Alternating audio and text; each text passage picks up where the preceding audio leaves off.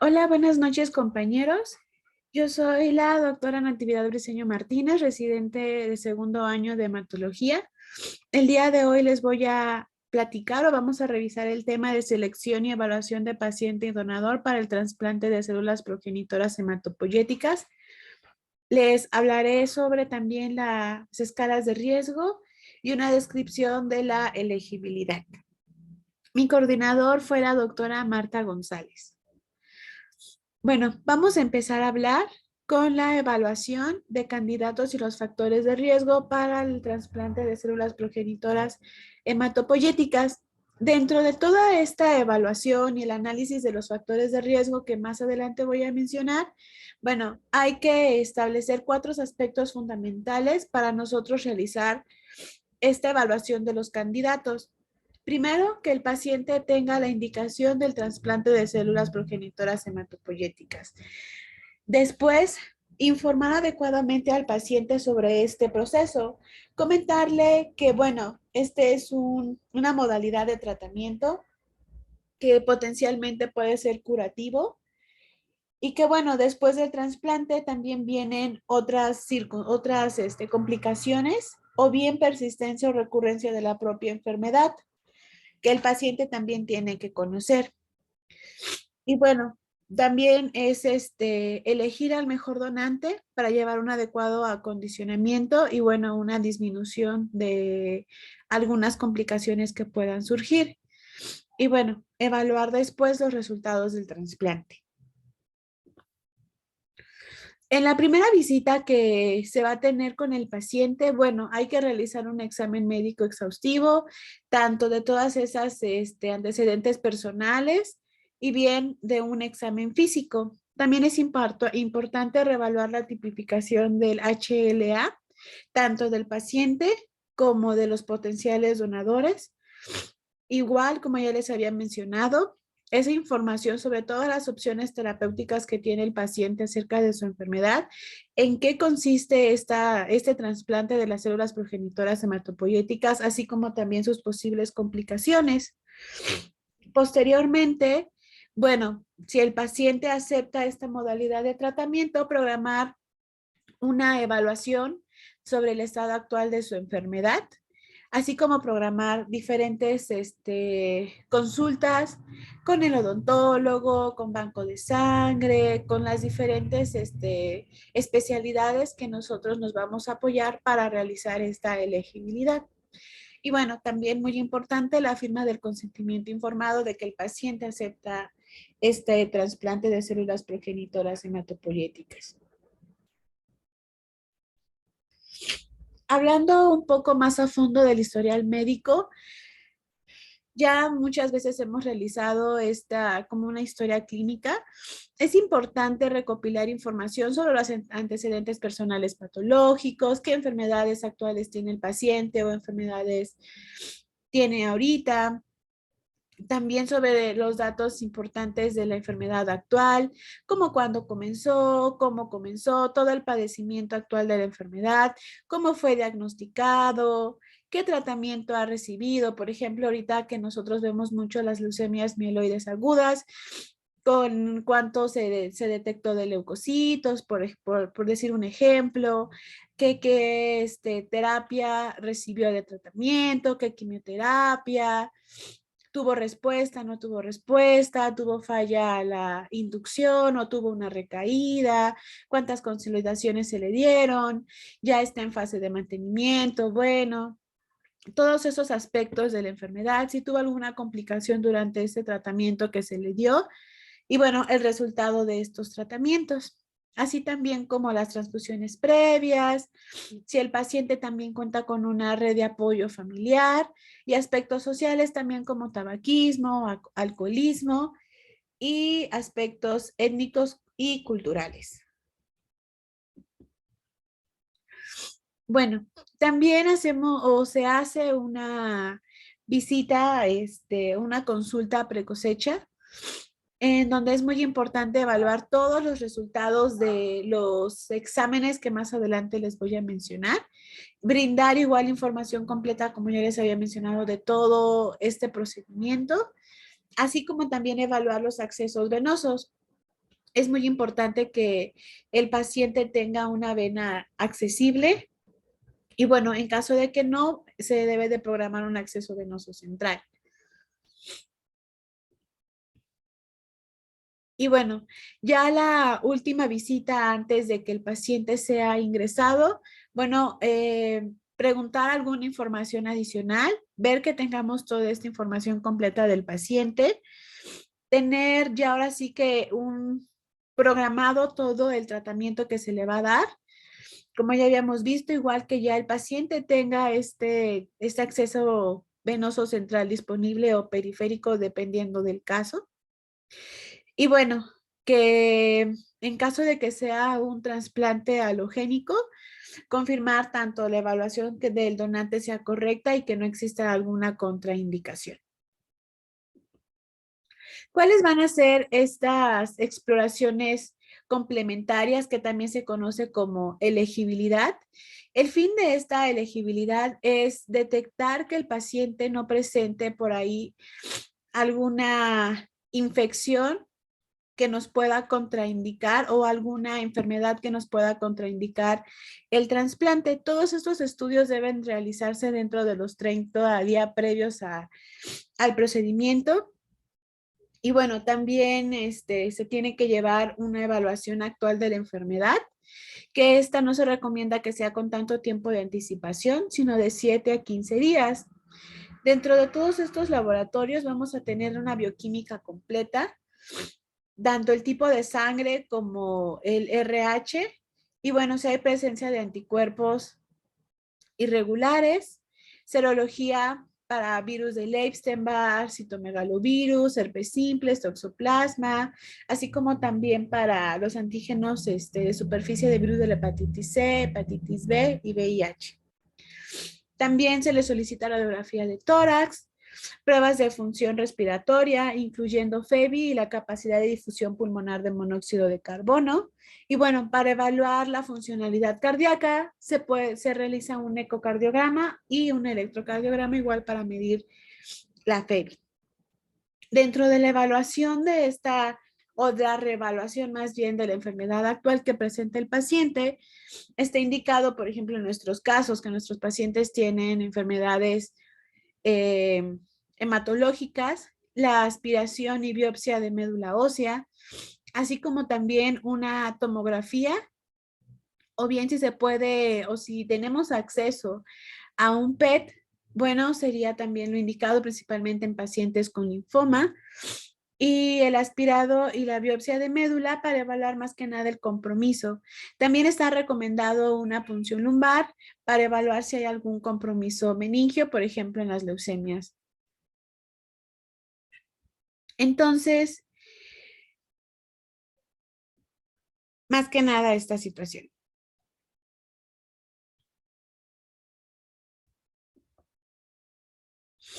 Toda estos estudios que se realizan más que nada es para determinar la mejor probabilidad de que el paciente no tenga alguna complicación durante el trasplante, también para evaluar que el paciente sea realmente un candidato adecuado para este procedimiento.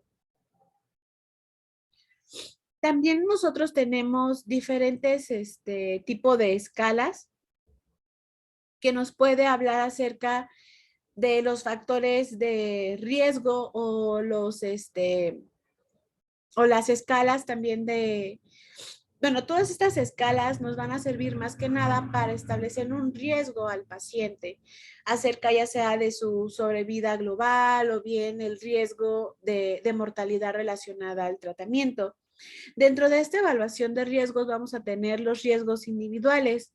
¿Por qué van a ser individuales? Bueno, vamos a ver ahorita más adelante todas las escalas, pero principalmente estas variables como son la edad, la condición actual del paciente, la enfermedad, características del donador. Todas estas variables se van a encontrar en las diferentes escalas que yo les voy a mencionar y se ha visto que estas variables por sí solas tienen un riesgo alto, ¿sale?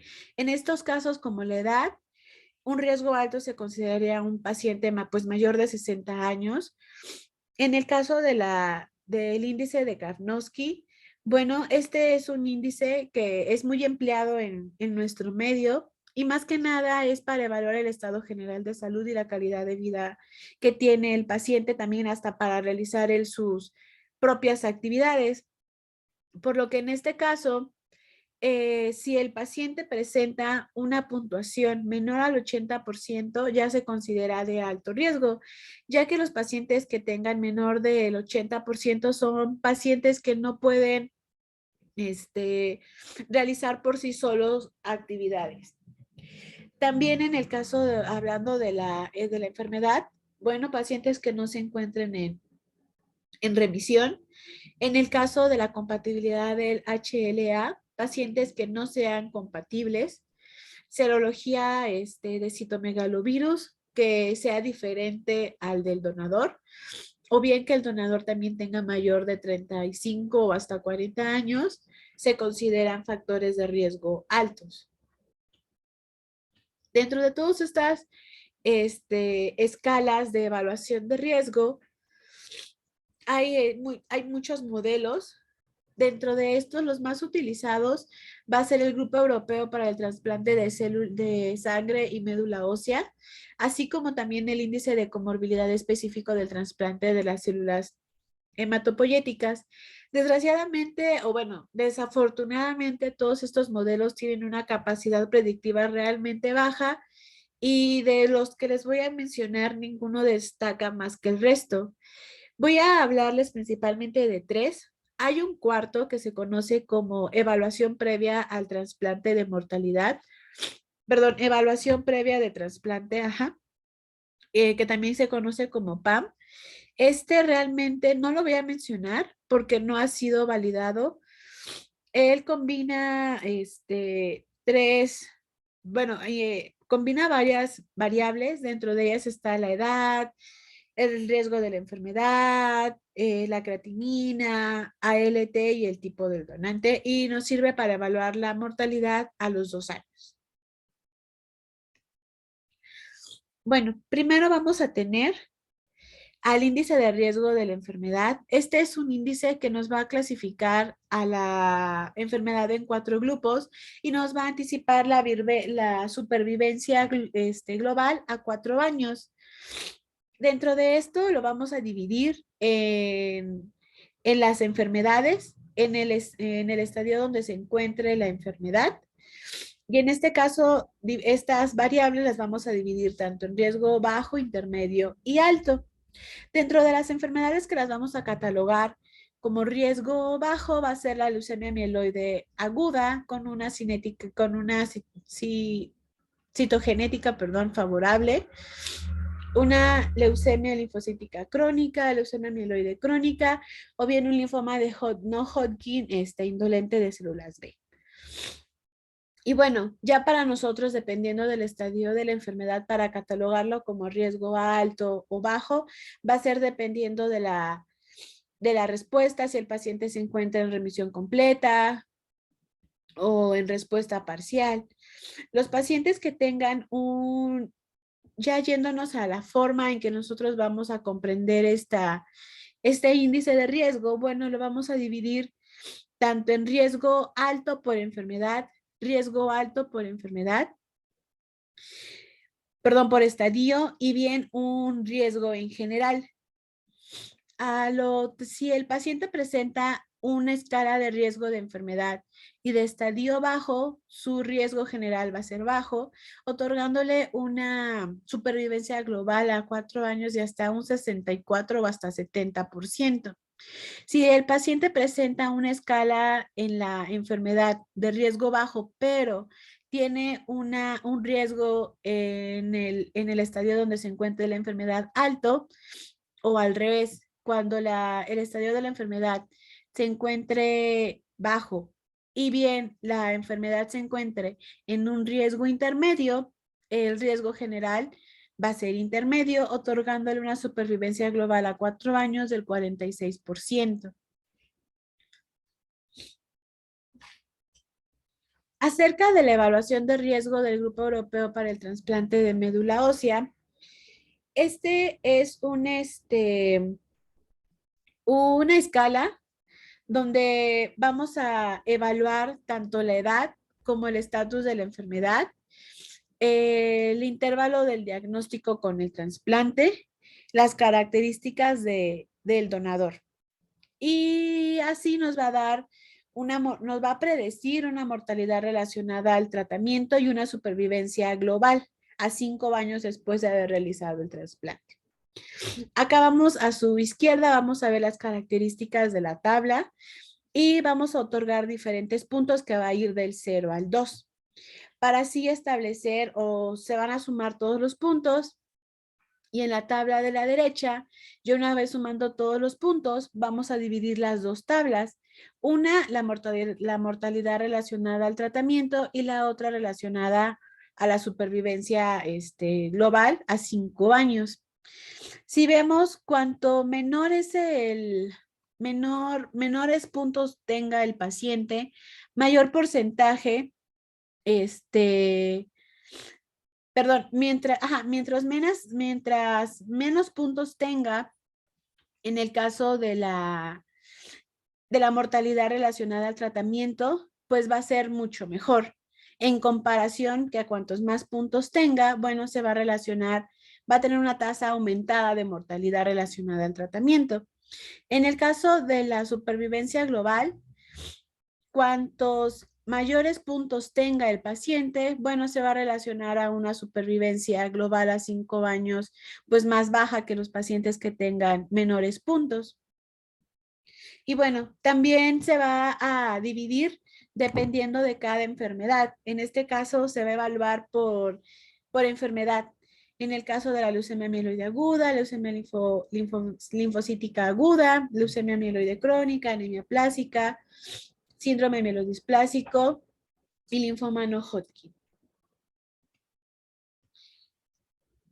Pasando al índice de comorbilidad específico del trasplante de las células hematopoyéticas, este es una escala que fue desarrollada en 2005 y es una adaptación del índice de comorbilidad de Charlson, en donde vamos a tener diversas comorbilidades y cada una se le va a asignar los puntos que van a ir del 1 al 3, otorgándoles mayores puntos o mayor puntaje a los pacientes que presenten una enfermedad severa, tanto pulmonar como hepática, así como la presencia de alguna válvula cardíaca, excepto el prolapso de la válvula mitral. Aquí se van a analizar 17 comorbilidades y nos van a otorgar una tasa de mortalidad sin recaída a 2 años. Vamos a establecer los grupos de riesgo. Vamos a tener que el riesgo bajo va a ir de 0 a 3 puntos, riesgo intermedio de 4 a 5 puntos y riesgo alto van a ser mayor de 5 puntos. En un artículo nos mencionan, o bueno, basándonos en el libro de trasplante, se ha visto que se asocia, que si es asociado con la escala europea para el trasplante de médula ósea, nos va a permitir una mayor estratificación.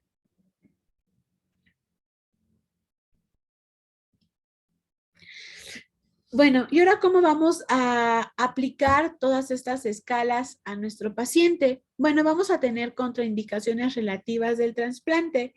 En este caso, van a ser principalmente una infección no controlada, enfermedad hepática que no sea cirrosis, ya que si el paciente presenta cirrosis es una contraindicación absoluta, así como alteraciones en la función cardíaca, que el paciente presente una FEBI menor del 40%, o bien una alteración respiratoria por una capacidad de difusión pulmonar de monóxido de carbono menor del 40%, o bien que también tenga alguna alteración renal y se va a medir por el aclaramiento de la creatinina, que va a ser menor de 30 mililitros sobre minuto. En el caso de las contraindicaciones absolutas, bueno, va a ser embarazo y que el paciente presente la cirrosis. En el libro nos menciona que aunque la cirrosis esté compensada, el paciente tiene una contraindicación absoluta, ya que puede presentar una descompensación de esta enfermedad. Bueno, ahora pasando a la otra sección de la exposición vamos a tener la selección de donantes para adultos. Si bien sabemos que todos estos comorbilidades que presenta el paciente van a impactar también en el resultado de trasplante. ¿Sale? También se ha visto que, bueno, todo paciente que ya sea seleccionado para el trasplante tiene que tener una disponibilidad de un injerto de estas células progenitoras hematopoyéticas previo a esta realización. Bueno, hablando de la compatibilidad, que es lo que más escuchamos, la compatibilidad del HLA del donante y del receptor. Bueno, esto es muy importante y bueno, el HLA también es conocido como el antígeno leucocitario humano. Este es bueno, se codifica en el cromosoma 6, en el brazo corto, y este comprende un grupo de genes relacionados que se localiza en todas las células nucleadas y desde el punto de vista funcional, o por así decirlo, ahí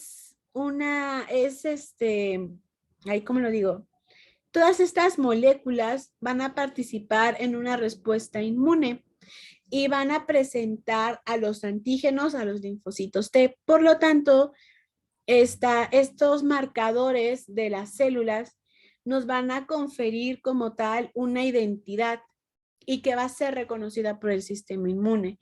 Por lo tanto, todo esto es muy importante, ya que cuanto más compatibilidad haya en el HLA, esto nos informa que más se va a parecer el donador y pues el receptor, y así no va a haber tantas complicaciones en el trasplante porque, bueno, los linfocitos te lo van a reconocer como si fuera propio. Por eso es muy importante la compatibilidad del HLA del donante y del receptor. Dentro de los genes más relevantes va a ser el complejo mayor de isocompatibilidad, tanto clase 1 como clase 2. Hablando de la selección de donantes de los adultos. Bueno, vamos a tener dos tipos pues, de donantes, los relacionados que son hermanos y los donantes no relacionados, quiere decir que no sean hermanos. Bueno, como ya les había mencionado, la histocompatibilidad tanto del donante como del receptor, hablando del HLA, es muy importante cuando se va a realizar un trasplante halogénico, ya que se ha visto que cuanto mayor idéntico sea, bueno, mayor éxito del trasplante va a tener. Sin embargo, se ha visto que menos de un tercio de los pacientes van a tener un, un receptor HLA idéntico. El aumento de esta disparidad del HLA, tanto entre el donante como el receptor, se ha asociado, como ya les había mencionado, con un resultado peor al momento del trasplante.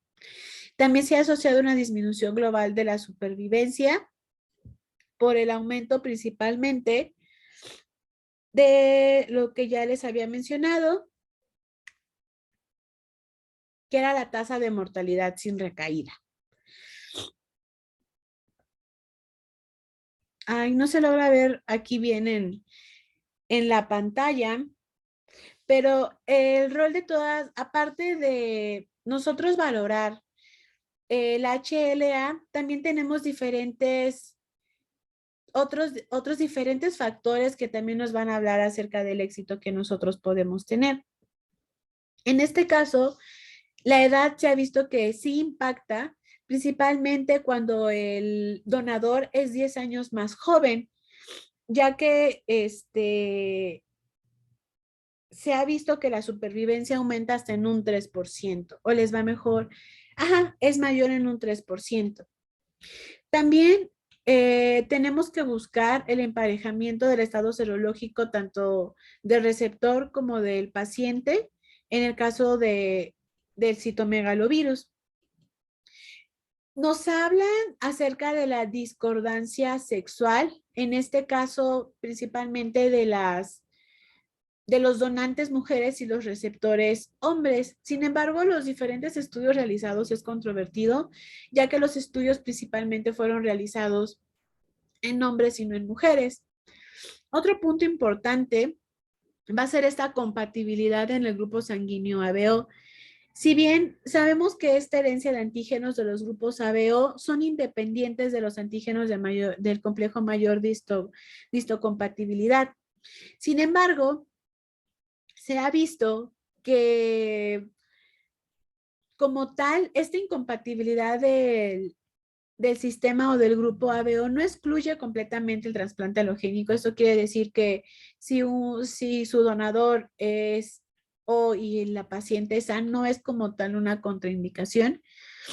Sin embargo, sí se ha visto que una incompatibilidad en este grupo sanguíneo, bueno, nos aumenta el riesgo del fracaso del trasplante. Por lo tanto, también sí hay que tomarlo en cuenta y bueno, buscar esta compatibilidad en el grupo sanguíneo. Hablando de la elección del donante según la fuente de las células progenitoras hematopoyéticas, vamos a tener tres principalmente: las de médula ósea, las que son obtenidas por sangre periférica y las de cordón umbilical. Si bien se ha ocupado en la actualidad más las de sangre periférica, y en menor opción se ha ocupado las del cordón umbilical. Basándonos en la guía europea en el 2013, se vio que la elección de las fuentes de las células madres fue mayor de sangre periférica hasta en un 74%, de médula ósea en un 21% y de cordón umbilical en un 5%. También se ha visto que la recuperación hematológica es más rápida y el rechazo del injerto fue menos frecuente en cuando las células progenitoras hematopoyéticas fueron obtenidas de sangre periférica. De ahí que se ocupe más esta fuente de células progenitoras madre.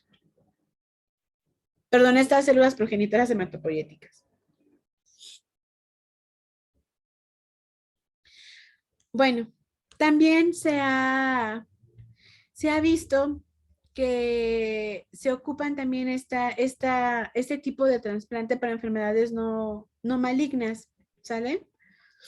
También tradicionalmente se ocupaba esta recolección de las células obtenidas por médula ósea, principalmente en las modalidades donde se va a realizar un trasplante haploidéntico con ciclofosfamida.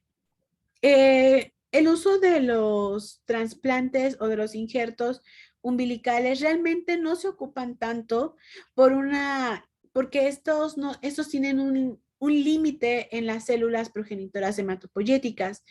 A veces en los pacientes, bueno, no logran cumplir con el número recomendado para un adulto, por lo tanto realmente se limita a los pacientes pediátricos. También es muy importante que antes de realizar el trasplante se detecten anticuerpos anti-HLA. Esto nos va a servir más que nada ya que si el paciente o el receptor presenta estos anticuerpos, bueno, se ha asociado a un riesgo mayor del fracaso del injerto. Y bueno, como conclusión de este tema, el trasplante halogénico de las células hematopoyéticas realmente es una modalidad de tratamiento principalmente para las neoplasias. Eso lo vimos en la anterior exposición de mi compañera Miriam. A todo paciente que se vaya a someter a esta modalidad de tratamiento, como ya les había dicho, hay que informarles acerca tanto del beneficio como del riesgo de este tratamiento. Y bueno, si el paciente acepta, se llevará a cabo toda esta selección que les acabo de mencionar. ¿Por qué? Porque es muy importante esta selección. Bueno, porque va a tener un impacto en todas las complicaciones relacionadas con el trasplante. Y bueno, tanto los factores que afectan todo toda esta modalidad de tratamiento se ha visto principalmente que son la funcionalidad del paciente, también el apoyo de sus familiares, la comorbilidad y bueno, también la edad.